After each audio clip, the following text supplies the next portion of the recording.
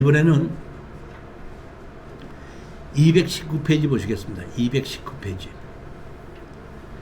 여기는 평택인데 제가 보기에는 평택이 땅값이 올라가다 보니까 토지거래 허가구역으로 묶어놨던 것 같아요. 근데 개발업자들이 그 토지거래 허가구역에 묶인 것을 그 땅을 일부 사서 일부 상가도 짓고 해서 분양을 했고, 나머지 뒤쪽에 있는 거는 그 주택지로 개발을 해서 분양을 하고 있었는데, 여기 이 건물의 이 땅에 설정은 하나도 없었습니다.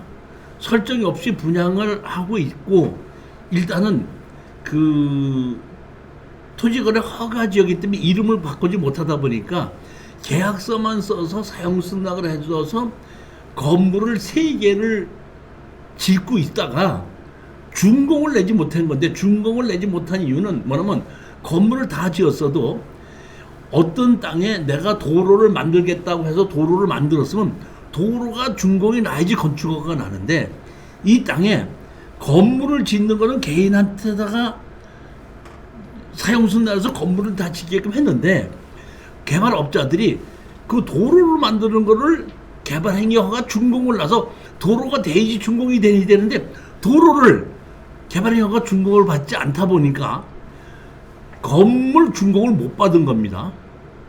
그런 경우에 이제 경매가 나오다 보니까, 경매가 진행되다 보니까 설정이 없다 보니까 건물을 이제 땅을 사신 분들이 제일 먼저 자기네 이름으로 등기를 못 하다 보니까 뭘 했냐면 선순위 가처분을 해놓은 겁니다. 그러니까 근데 경매가 나왔기 때문에 쉽게 권리 분석으로 해보면 가장 빠른 압류나 가압류가 기준 권리가 되는데, 이게 맨 나중에 강제 경매로 나왔기 때문에 그 앞에 있던 가처분이 인수입니다. 3개가 인수다 보니까 이거를 낙찰을 받기가 어려워 가지고 가격이 떨어진 겁니다. 보게끔 되면 잡으십시오. 전이고 1361평이죠. 토지만 매각입니다. 토지만 매각인데, 여기 보면 등기부등본이 있는데, 잠깐만 보십시오. 등기부등본이 선순위 이렇게 가처분이 3개가 있죠. 그리고 여기 뭐야? 압류가 있죠. 설정은 없습니다. 그러니까 압류나 가압류가 가장 빠른 기준 권리다 보니까, 여기 그 경은상호저축은에서 가압류가 2009년에 생긴 것이, 이것이 가장 빠른 기준 권리가 되는 겁니다. 기준 권리보다 빠른 2008년도에 3개가 가처분을 해놓은 겁니다. 그러다 보니까 이것이 경매로 나왔는데, 제가 봤더니 여기 가처분이 2008년도죠. 근데 우리가 경매로 진행되는 건 지금 날짜가 언제죠? 2016년도죠. 그러다 보니까 8년도고 16년도 거의 8년이 지났습니다. 가처분은 3년이 제척기간이라고 얘기했죠. 그렇기 때문에 제가 권리 분석을 했을 때는, 이것이 농지인데 농지 취득 자격증명서를 발급받아야 되는 것이 문제고, 그 다음에 건물이 지어져 있다 보니까 건축주 명예변경에서 건축주하고 건물을 우리가 사든지 건물 주인에게 우리가 매도를 하든지 해야 되는 것이 문제고, 가처분은 아무 문제가 없겠다 이렇게 생각을 한 거고, 제가 이것을 어디서 했냐면 창원에 있는 황경진 경매학원에서 추천 물건 강의할 때 이거를 추천을 해서, 이거는 가격이 22억인데 우리가 보면 16억이다 보니까 16억이라는 돈이 없다 보니까 제가 이건 공동으로 입찰을 해야 되겠다 싶어가지고 공동 입찰로 하는 걸로 얘기를 해서, 이거를 입찰에 같이 참여할 사람 같이 참여해서 모아놓고 그리고 입찰에 들어갑시다 해서, 제가 이건 물건을 설명을 했더니 한 20명, 16, 17명 정도가 한 1억 정도는 낼 수 있으니까 같이 가십시다 이렇게 했던 겁니다. 그래서 제가 이제 일주일에 한 번씩 가서 그 창원에서 강의를 할 때 결국 올라왔다가, 그럼 다음 주에 왔을 때 이제 누구누가 들어가고 얼마에 들어가는지를 결정하시다고 올라왔다가 일주일에 다시 갔더니 우리 그 공투물권 회장이 저한테다가 잠깐 봅시다 그러더라고요. 왜요? 그랬더니 우리 수강생 중에서 이 교수님이 강의하고 추천물건 강의하고 올라가고 난 다음에 우리 수강생 중 한 분이 손들고 제가 어느 어디 법무사에서 근무하는 사람입니다. 그 법무사 사무장입니다. 근데 제가 이종실 교수가 이렇게 추천을 했는데 봤더니 선순위 가처분이 있기 때문에 선순위 가처분 이거 인수입니다. 그렇기 때문에 이거는 제가 보기에는 이종실이가 이게 권리분석 좀 실수한 것 같다. 이렇게 얘기했으니까 이거 다시 신중해야 됩니다 하고 얘기했다는 거예요. 그러다 보니까 한 17명 정도가 신청했다가 다 이제 그 얘기 들다 보니까 그 회장이 저한테다가 이렇게 해서 선순위 가처분이 있는 거, 이 선순위 가처분이 있는데, 이 교수님 이거 아셨습니까? 하고 나한테, 그러니까 내가 알고 추천을 했는지 모르고 추천했냐고 물어보더라고. 그래서 나 가처분 있는 거니까 봤다. 근데 왜 이 선순위 기준권보다 앞서서 선순위인데 이걸 왜 인수인데 왜 추천하셨습니까? 그래 나는 이거 2008년이기 때문에 3년이 지났기 때문에 제척기간에 의해서 이거는 말소로 나는 본다. 그렇기 때문에 나는 이건 아무 관계가 없다고 보는데, 이게 내가 실수한 게 뭐냐면 이 물건을 권리 분석을 할 때 이 얘기를 했었어야 되는 거야. 그렇지. 내가. 근데 그때 는 한 20몇 개씩 해갖고 한 1시간 반 정도의 동안에 강의를 하다 보니까, 왜냐면 3시간 강의를 하는데 내가 1시간 반하고 1시간 반을 그 환경지능 안장하다 보니까 나는 추천 물건에서 원칙만 설명하고 나면 한 20, 그 당시 몇 개씩 하기 때문에 자세하게 지금처럼 2주에 한 번씩 16개 하면 지금 상당히 자세하게 설명을 하는데, 그때는 그게 아니었었거든. 그래서 내가 그걸 안 했더니 그런 문제가 생긴 거야. 그래서 내가, 그러니까 회장이 알고 있었냐 모르고 있었냐 이거야. 나 알고 있었고 이거는 제척기간에 의해서 말소가 된다 했더니, 그 당시에 있는 그 사람들이 제척기간에서 말소라는 거를 내 얘기를 믿어야 되는지 법무사에서 온 사람을 믿어야 되는지 잘 모르다 보니까 내가 다시 설명을 하고 괜찮다 얘기했더니 한 17명 있다가 7명밖에 이제, 그러면 이 교수님 말씀 맞다면 가만 하겠습니다는 7명밖에 그때 안 되더라고. 그래서 내가 그럼 7명하고 같이 갑시다 했고, 7명이 하고, 이게 원래 이런 경우에 보면은 그 대출을 안 해주는데 회장이 이런 것만 대출해 주는 데가 따로 있어요. 보면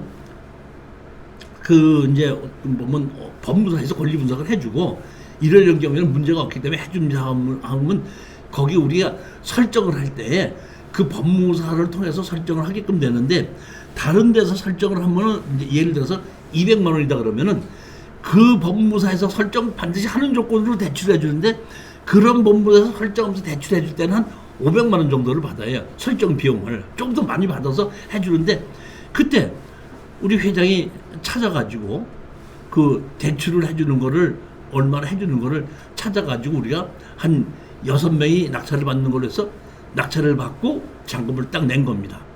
내용이 그렇게 된 겁니다. 낙찰을 받았으니까 전부 다 이제 선순위 가처분이 있는데, 이종실이 네가 괜찮다 그래서 낙찰 받은 건데 진짜 괜찮은가 한번 보자 하다 보니까 제가 제일 먼저 법무사를 통해서 제가 이 가처분 말소를 해달라고 소장을 냈죠. 그랬더니 이제 민법에 보면은 그 선순위 가처분 제척기간에 의해서 된 것이, 민법에 보면 사전 변경에 의한 가처분은 제척기간은 뭐 얼마다 이런 것이 나와 있는데, 그 문기 그대로 해갖고 법무사가 소장을 내준 거예요. 신청인 누구누구 이 낙찰 받은 사람입니다. 피신청인 해갖고 거기 집이 그 안에 3채가 있는데 2채는 포함이 됐고 1채는 빠진 겁니다. 그러니까 집이 있는 2채가 있는 땅과 전부 다 건물에 대한 것이 경매로 나온 겁니다. 자, 보시게끔 되면 여기 보면 여기에 집이 1채가 있는데 이 집은 빼놓고 여긴가 여기에 집이 1채씩 있습니다. 보면 여기 보면 여기 집이 1채가 있죠. 그 다음에 여기 집이 1채가 있죠. 여기 집이 이렇게 한참 여기 하니까 그러니까 내가 보기엔 이 땅이 전부 다가 이디야 건설인데 이 건물하고 이 건물을 산 거는 지어갖고 대로변 옆에 있다 보니까 지어서 매도를 하고 나머지 안쪽에 있는 것은 택지를 이렇게 만들어 놓은 겁니다. 그리고 가운데 여기 있는 거, 이 가운데 있는 것이 도로로 만들어서 이렇게 한 건데 개발행위 허가에서 여기 건물을 여기다가 건물을 지었고 여기 건물을 지었지 않습니까? 건물을 지을 때는 도로 주인의 사용 승낙을 받으면은 건축 허가를 내주는 겁니다. 그러면 건축 허가를 내줬기 때문에 건물은 다 지을 수가 있기 때문에 건물을 다 지었는데 조건은 이 도로를 건물을 지을 때는 진입도로를 만든다고 해서 땅 주인의 사용 승낙을 받아가지고 건축 허가 난 거잖아요. 그러면 여기에 건물에 건축물 관리장을 맡아서 준공 사용 승인을 받으려면은 여기에 도로가 준공이 돼서 도로로 바뀌게끔 되면은 그러면 건축이 준공이 나는데 건물은 다 지었는데 이디야 건설에서 이 도로를 개발행 허가 전체를 다 개발행 허가를 준공이 났다 그러면은 도로로 바뀌고 도로 포장을 했을 때 그때는 바뀌는데 경매가 나왔을 때는 도로 포장을 하지 않았고 개발행 허가를 받다가 중단이 됐기 때문에 건물 주인에게 토지 사용 승낙서와 도로 사용 승낙서는 다 해줬지만은 건물 준공은 받지 못한 겁니다. 내용이 그렇게 된 거예요. 그러니까 저는 건축을 준공을 했기 때문에 이 내용을 금방 다 아는 겁니다. 그러니까 제일 먼저 해결해야 될 것이 가처분이다 보니까 가처분 먼저 해서 판결문을 받아서 여기 보시게끔 되면 가처분 초구 신청에서 신청 이후 해갖고 피신청인들은 가처분 결정을 득하고 그 집행이 이루어진 지 이후 3년이 도간 현재까지 본안의 소를 제기하고 있지 않습니다. 이건 뭐냐면 제가 판단했을 때는 원래 가처분은 내가 소송을 제기하려는데 소송을 하는 동안에 판결을 받기 전에 부동산을 빼돌릴 수 있으니까 빼돌리지 못하게끔 하고 가처분을 하는 거거든요. 근데 그럼 가처분은 소송을 한 전제로 하는 건데 소송을 안 하고 있다 이런 얘기거든요. 그러면 여기 뭐냐면 제가 보기에 이거는 토지거래 허가구역이거든요. 토지거래 허가구역인 경우에는 허가를 받아야 되는데 허가를 받지 않고 하는 건데 토지거래 허가구역일 때 허가를 받아야 된다는 것은 법이 뭐냐면 임의 규정이 있고 강제 규정이 있거든요. 근데 토지거래 허가구역에 토지거래 허가를 받아야 된다는 건 얘기는 강제 규정이에요. 아마 모르긴 몰라도 이 땅 주인들이 이 건물을 토지거래 허가를 받아서 등기 이전을 못하지만은 변호사 사무실 가서 땅을 얼마 주기로 사기로 한다. 그래도 얼마 줬다. 그 다음에 토지거래 허가기 교육이 끝나면 우리 힘으로 명예이전을 하기로 한다 하는 거를 아마 공증을 작성을 했을 거예요. 제가 알기로는 그렇습니다. 근데 가장 중요한 것은 뭐냐면 그러니까 이 땅을 산 거는 맞긴 맞는데 허가를 받지 않고 샀기 때문에 이 계약 자체가 무효가 되는 겁니다. 그렇기 때문에 이거를 집행하라고 이 사람들이 소장을 낼 수도 없어요. 왜? 이미 토지 거래 허가를 받지 않고 거래한 것 자체가 무효이기 때문에. 그래서 저는 이거는 제가 보기에는 얼마든지 이거는 이길 수 있다고 생각을 했기 때문에 낙찰을 받은 거고 했더니 아니라 신청을 이렇게 했더니 결정 바로 가처분 결정을 취소한다고 났지 않습니까? 그러니까 제일 먼저 가처분 결정이 취소가 된 겁니다. 그 다음에 뭐가 가끔 되면 이제 농지 취득 자격증 인사를 떼야 되는 게 있지 않습니까? 그러니까 이제 농지 취득 자격증 인사를 떼러 갔습니다. 떼러 갔더니 담당 공무원이 저한테 얘기하더라고요. 여기 보면 개발행위 허가 농지 전용 허가를 받아서 진행 중에 있다가 아직 농지 전용을 개발행위 허가를 준공을 받지 못해서 법률적으로는 아직도 농지입니다. 따라서 농지 취득 자격증명서를 발급받아야지 등기 이전이 되는데, 이런 경우에는 농지 취득 자격증명서 발급받는 방법이 두 가지가 있는데 하나씩 고르십시오. 그래서 뭡니까 했더니, 첫 번째, 먼저 농지 전용 허가를 받은 사람에게 허가를 인수받아서 전용을 계속해서 진행하겠다 하는 조건으로 농지 취득 자격증명서를 발급해주는 방법이 있고, 또 하나는 먼저 사람하고 인수를 하지 않고 원상복구시키겠다, 그래서 농지로 만들겠다 하는 방법이 하나가 있다. 그러니까 어떻게 농지 취득 자격증을 띄워드릴까요 했을 때, 우리는 농지를 전용 허가를 받는 것이 맞죠. 받는데 농지 전용 허가를 받고 건물 주인에게 협상을 해야 되지 않습니까? 협상을 할 때 제가 건물 주인에게 더 압력을 주기 위해서 뭐라고 얘기하냐면 원상복구 시키겠습니다 하는 겁니다. 그랬더니 원상복구 조건으로 농지취득 자격증을 발급받은 겁니다. 그래서 농지취득 자격증명서를 원상복구 조건으로 발급받아서 그러니까 등기 이전을 해놓고, 그 등기 이전하고 난 다음에 가처분 취소를 하고, 그 다음에 해야 될 것은 이제 건물 주인과 그 협상을 해야지 되는데, 건물 주인에게 뭘 해야 되죠? 철거하고 나가라 해야 되죠. 그러니까 우리는 소장을 집어넣는데, 소장을 집어넣을 때 그 건물 주인에게 철거하고 나가라. 그러니까 이거는 처음서부터 법정 상관이 없습니다. 왜? 땅 주인과 건물 주인이 전혀 다르죠. 그러니까 땅 주인에게 사용 승낙을 받아서 건물 지은 거 아닙니까? 그래서 우리 소장을 낼 때 우리는 여기에 있는 건물을 원상복구 조건으로 농지 취득 자격증을 발급받았다. 따라서 빨리 판사님은 원상복구로 할 수 있게끔 이거를 철거하고 지료를 주게끔 소장을 접수하는데, 이것을 내가 농지 취득 자격증명서는 뭐에 필요한 것이죠? 농지 취득 자격증명서 뭐가 필요해요? 농지 취득 자격증명서는 등기 이전할 때 필요하지, 등기 이전하고 나면 농지 취득 자격증명서 필요하지 않습니까? 그러니까 농지 취득 자격증명서를 받을 때 우리는 원상복구 한다 그랬는데, 농지 취득 자격증명서의 원상복구는 제가 항상 말씀드리죠. 원상복구라는 것은 건물을 철거하는 것이 원상복구가 아니라 농지법에 어긋나지 않게끔 하는 것이 원상복구입니다. 즉 이 얘기는 뭐냐면, 우리는 원상복구라는 조건은 하나는 건물을 철거하는 방법도 있고, 농지 전용 허가를 받는 걸 우리가 넘겨받아서 정식으로 전용 허가를 받는 것도 원상복구라는 얘기입니다.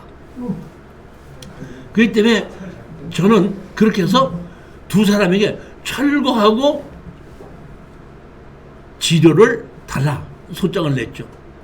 그랬더니 판사님께서 철거하라는 곳이 어느 곳이고 거기에 지료 감정을 해라. 철거하기 위해서 지료에서 감정 신청을 했죠. 이제 두 개에서 지료 감정 신청을 하고, 지료 감정 신청해서 어느 건물에 어디를 한다는 것이 다 나온 겁니다. 나오다 보니까 판사님이 제일 먼저 건물 주인과 땅 주인이 다를 때는 뭐 하라고 그랬죠? 조정을 한다 그랬죠. 조정을 하게끔 되는 겁니다. 사실 제가 이 조정에는 제가 참여하지는 않고 우리 그 창원에 있는 그 투자하는 물건 투자하는데 회장이 자기가 이제 몇 명을 6명인가 모집을 하고 자기가 이제 대치를 해주는 데를 알아내 가지고 했기 때문에 이제 그분이 하는데, 그분이 이제 가서 조정을 했는데, 한 사람이 이제 이러는 거예요. 한 사람이 뭐라고 얘기하냐면, 나는 이미 거기에 땅값을 다 줬다. 근데 땅값을 내가 건물이 아깝다고 해서 땅을 또 산다 그러면 나는 땅값을 2번 주는 거 아니냐. 쳐다보기도 싫다. 그러니까 건물을 내가 그냥 몇 억이 들어갔는데 얼마만 주면은 내가 건물을 넘겨주마. 그러다 보니까 우리 수강생 한 분이 그럼 좋다. 건물을 우리가 넘겨받겠다. 해갖고 제가 알기로는 한 1,000여만 원 정도의 이 건물을 넘겨받은 걸로 알고 있습니다. 그러면 이 지담한 건물을 우리가 넘겨받으면은 건축과에 가서 건축 관계자 명의 변경을 신청을 하게끔 되면 현재 있는 건축주에서 우리 이름으로 건물 주인이 바뀌게끔 되는 겁니다. 건축 허가가 이제 우리 거로 바뀌게끔 되는 거죠. 우리가 바꿔놓고 그 다음에 우리는 계속해서 개발행위 허가, 건축 허가를 받는 것도 제가 건물 주인을 우리가 넘겨받지 않습니까? 넘겨받게끔 됐을 때 건축주 명의 변경할 때에 제가 설계 사무실에 가서 우리 건축주 명의 변경하고 이 건물을 우리 걸로 만들고 개발행위 허가도 우리 이름으로 넘겨받고 건축물도 우리 넘겨받고 그 다음에 건물도 우리한테 넘겨받는 걸로 다시 말하면 개발행위 허가, 농지전용 허가, 건축 허가, 건축주 전부 다를 우리가 넘겨받는 걸로 합의를 해버린 거죠. 합의를 해놓고 나서 건물을 우리 걸로 만들어 놨으니까 이제 건물을 준공해서 우리가 다른 사람한테 팔으면 아무 문제가 없는데 건물을 준공을 하려면은 앞에 있는 도로를 준공해야 되거든요. 근데 사실은 여기 보시면 여기에 있는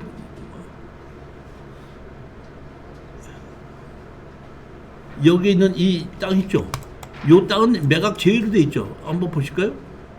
이 땅은 매각 제외죠. 이건 매각이 아니란 말이에요. 그러니까 여기에도 뭐가 있죠? 건물이 있죠. 건물인데 이 건물은 매각 제외인데 이 건물 주인도 여기에 우리가 도로를 준공내지 않았기 때문에 이것도 건축물을 가지고 못 만드는 겁니다.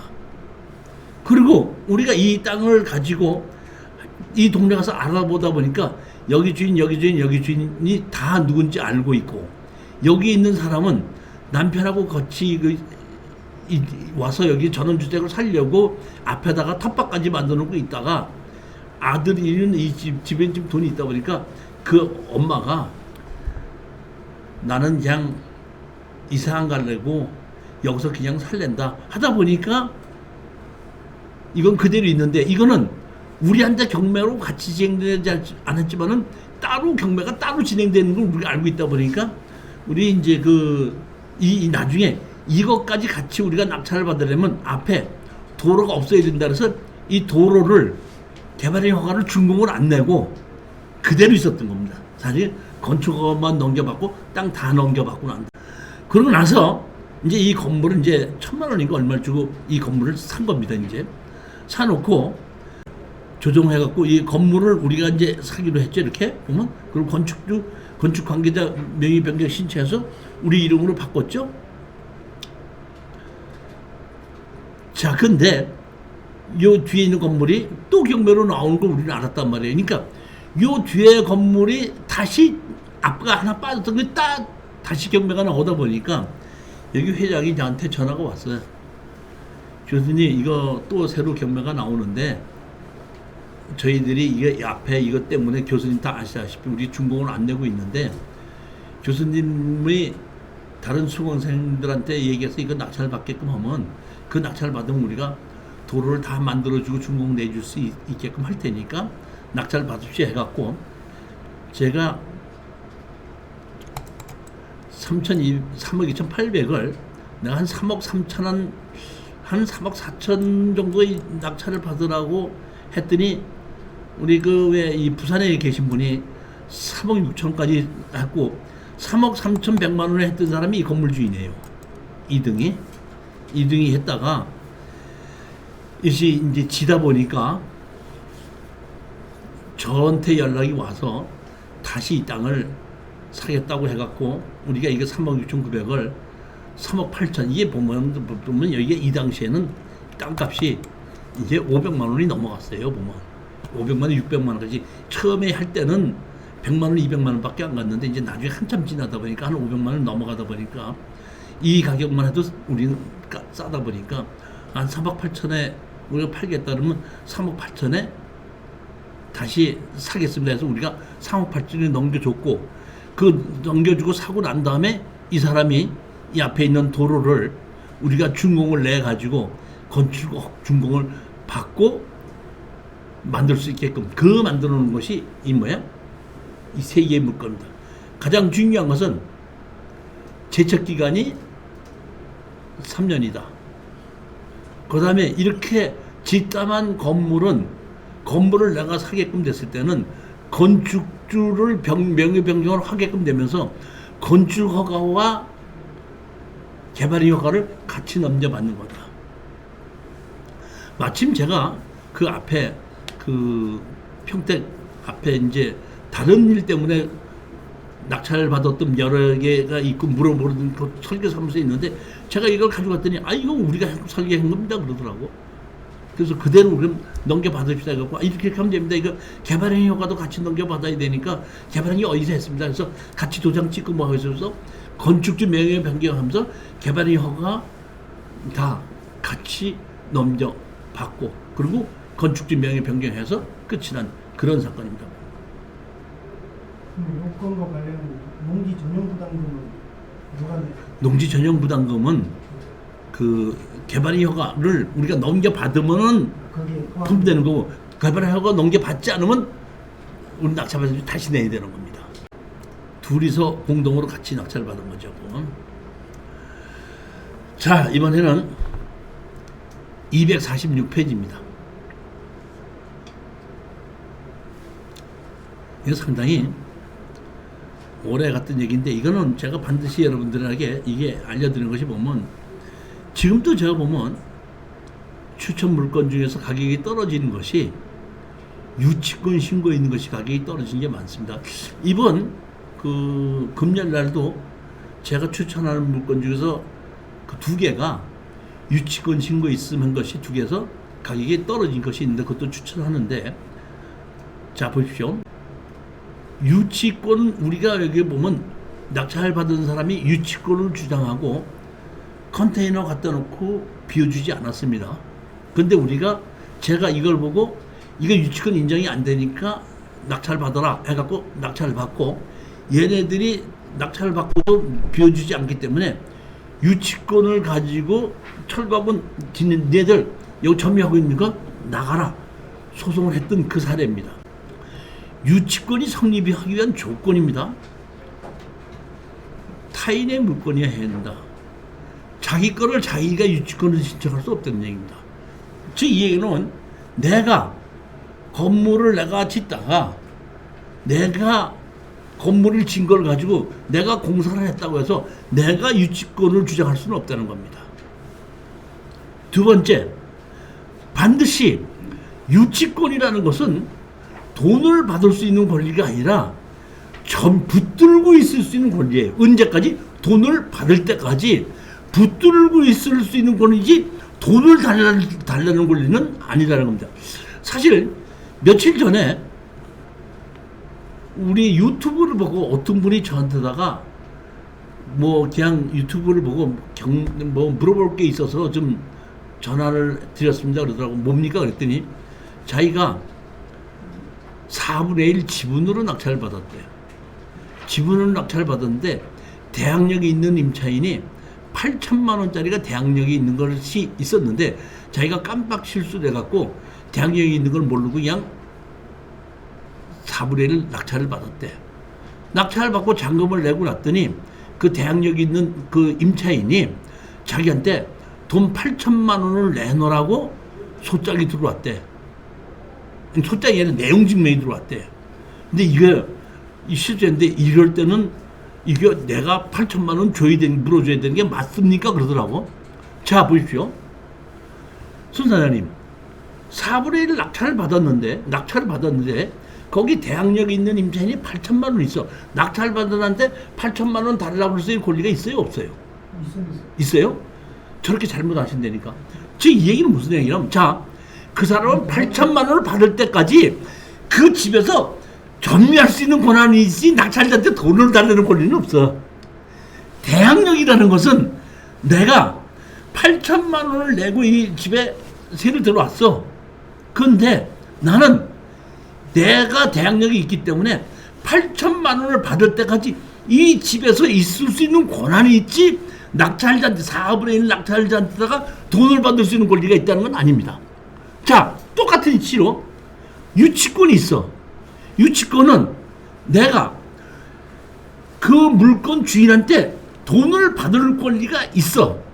있기 때문에 내 돈을 받을 때까지 그 부동산을 점유할 수 있는 권한이 있지 낙찰자한테 돈을 달릴 수 있는 권한이 있는 게 아니야.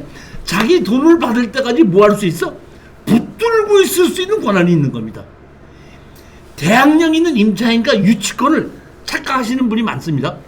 돈을 받을 때까지 대항력이 있는 임차인은 그 집에서 그대로 거주할 수 있는 권한이 있는 거고, 유치권은 자기가 받을 수 있는 돈을 받을 때까지 그 집을 붙들고 있을 수 있는 권한이 있는 겁니다. 언제까지? 돈을 받을 때까지.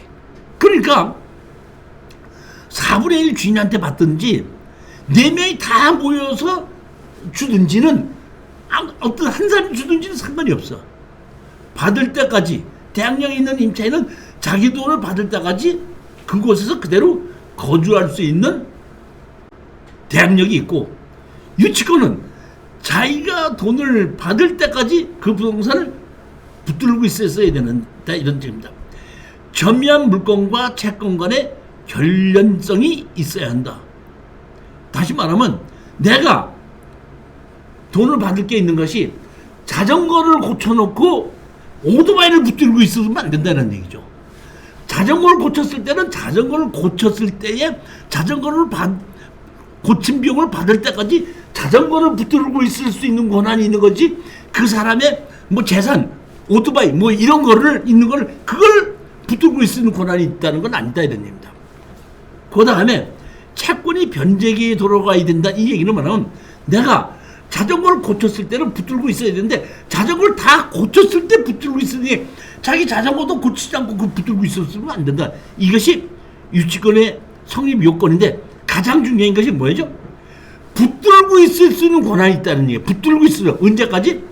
돈을 벌 때까지. 근데 적법한 점유라고 그랬죠. 적법한 점유. 여기서 뭐냐면 어떤 부동산이든지 경매 개시 결정을 하게끔 되면 판사님이 제일 먼저 하는 게 뭐죠? 그 부동산의 압류부터 먼저 하죠.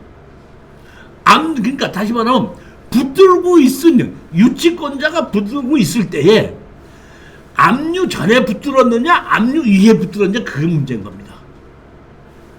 유치권이 제일 먼저 내가 보면 그거고, 그 다음에 적법하게 붙잡았을 때는 그것이 유치권이 인정되는, 다시 말하면 어떤 상가를 내가 임차할 때는 나갈 때는 원상복구 해야 된다 그러는데 원상복구 해야 되는 거를 유치권을 주장할 수는 없다는 얘기죠. 어차피 끝나면 원상복구 해야 되는데 원상복구 하지 않아도 되는 공사를 했을 때는 그거는 적당한 거지만은 그렇지 않을 때는 그런 걸 하면 안 된다, 이런 뜻이거든.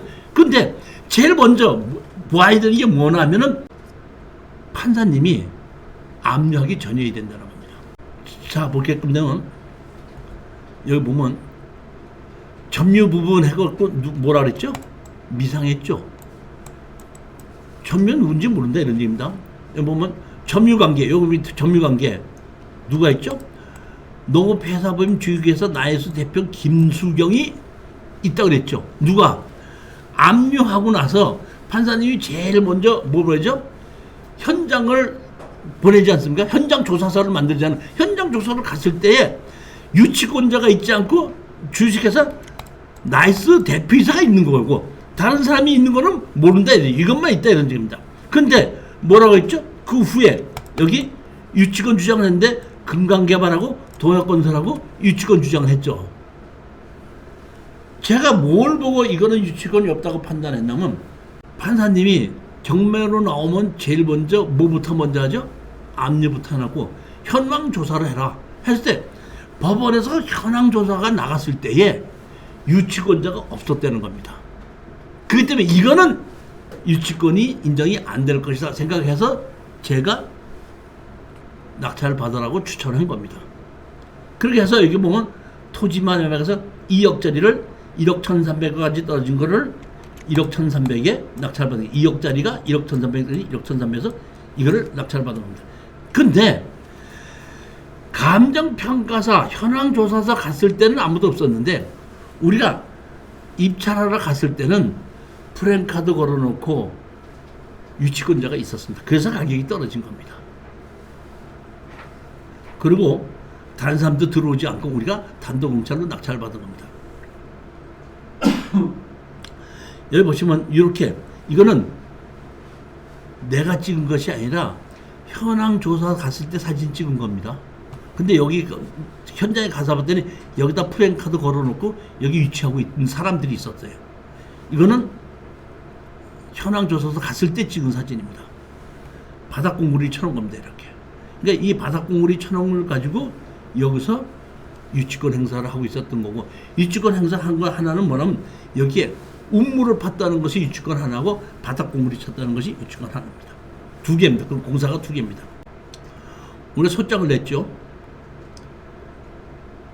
피고의 주장에 이 사건 토지의 관정 설치, 원고 피고를 상대로 형사고소 사건에 혐의 없음으로 종결되어서 피고가 유치권 행사는 정당하다고 주는.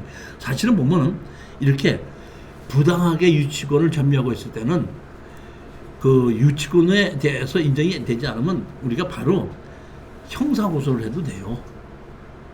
형사고소는 그러니까 내 재산을 부당하게 점유하고 있는 것은 형사소송으로 되기 때문에 웬만하면 형사소송을 하게끔 고소를 하게끔 되면 불러다가 왜 너 남의 건물 붙들고 있느냐 이렇게 하게끔 되면 이 사람들이 이제 유치권이 있다 이렇게 인정을 한 건데, 그 당시에 우리가 그 소장을 냈을 때 보면 이거는 점유 이후에 유치권이 있다, 점유했기 때문에 이거는 부당하다 했는데 경찰에서는 따지지 않고 공사를 했었으니까 공사했는 사람들은 여기 그대로 있을 수 있다 이렇게 판결을 내려가지고 할 수 없이 형사고소했던 거를 정식 재판으로 집어넣는 겁니다. 이게 이제 법무사님 통해서 이제 한 거죠. 제일 먼저 보면 정당한 유치권을 인정받기 위해 행사시키, 여기 보면 252페이지입니다. 경매 개시 결정 개입 등기가 완료되기 이전부터 목적물을 유치하고 있었어야 된다는 것이 인정되어야 된다는 얘기는 이건 판례도 많습니다. 판결 유치권에 대한 판단, 상사 유치권이 있고 기양 유치권인데, 상사 유치권은 다시 말하면 물건을 팔아달라고 맡겼을 때에 점유하고 있었던 거를 이제 상사 유치권이라고 얘기합니다. 이게 262페이지입니다. 이게 1심에서 판결이 나고 2심까지 가고 3심까지 가서 판결이 났던 게 아주 여기 있는 사람들이 죽기 살기로 한 건, 제가 이제 여기에 그 점유하고 있는 주인을 만났었어요. 만나가지고 이거 유치권 인정이 안 되니까 적당한 가격으로 땅을 다시 사든지 하면 우리가 넘겨주겠다. 그랬더니 선생님 무슨 소리냐, 왜 유치권이 인정이 안 되냐 하고 협상을 하려고 하지 않기 때문에 그러면 한번 끝까지 가보자 했었던 건데, 여기 보시게 보면 판사님이 유치권이 인정이 안 된다고 한 판결 내용이, 피고인들은 당시 법원 조서관에 의한 피고들이 점유가 확인되지 않은 경우에 관해 설명을 못하고 있다. 피고인들은 위 경매 개시 결정 등기일이 2010년 12월 8일 이전에 컨테이너로 프랜카드를 게시한 등으로 유치권 행사 중이라는 표시를 하였다거나 자신들 이외의 타입 신을 제한하였다고 볼 증거가 없다. 판사님이 유치권이 인정이 안 된다, 유치권이 인정이 안 된다는 얘기는 공사를 안 했다는 것이 아닙니다. 공사를 했다는 건 인정한 겁니다. 공사를 했는데 점유가 합법적이 되는 건데, 점유가 경매 개시 결정 전에부터 점유하고 있었느냐, 경매 개시 결정 이후에 점유하고 있었느냐 하다 보니까 판단이 본 거 보면 피고인들은 당시 법원 주서관에 의해 피고인들이 점유가 확인되지 않은 경우에 관하여 설명하지 못하고 있다. 현황 조사서에 왜 점유하고 있지 않았느냐에서 판사님이 거기에 대해서 설명하라 그랬더니 설명하지 못하고 있다. 피고인들의 위 경매 개시 결정 등기는 2010년 18일 이전에 컨테이너 플랜카드를 게시한 등으로 유치권 행사 중이라는 대적인 표시를 하였다거나 자신들이 이외의 타인 출입을 제한했다고 볼 증거 없다. 다시 말하면 경매 개시 결정 등기했을 때가 이게 뭐죠? 하나님이 압류했을 때부터죠. 그러니까 압류 이전에부터 점유를 하고 있어야 돼. 그 점유가 계속되는 것이지 압류 이후에 점유한 것은 점유권이 인정이 안 된다 이런 얘기입니다. 어떤 땅이든지 유치권이 있다고 했을 때는 제가 제일 먼저 보는 것이 현황조사서입니다. 현황조사인이 법원에서 직원이 갔을 때에 유치권자 있으면 그럼 무조건 유치권 인정이 됩니다. 그런데 거기에 미상 아무도 없음 이럴 때는 그 유치권은 인정되지 않는다는 겁니다. 가장 핵심이 그겁니다. 오늘 이거 262페이지에 있는 이거는 여러분들이 유치권이 인정이 되느냐 안 되느냐를 가지고 봤을 때에 제일 먼저 법원에서 현황조사 갔을 때에 유치권 있음, 점유하고 있음, 유치권자 누구누구가 점유하고 있음 이럴 때는 그 유치권은 점유하는 것은 인정이 되는 겁니다. 점유는 인정이 되는 건데 근데 공사 내용이 인정이 되느냐 안 되느냐는 그 다음에 따져봐야 된다고. 일단 점유하는 시기는 인정이 된다 이런 얘기입니다. 자, 오늘은 여기까지 하도록 하고 다음 달에 다시 뵙도록 하겠습니다. 자, 안녕들 들어가십시오.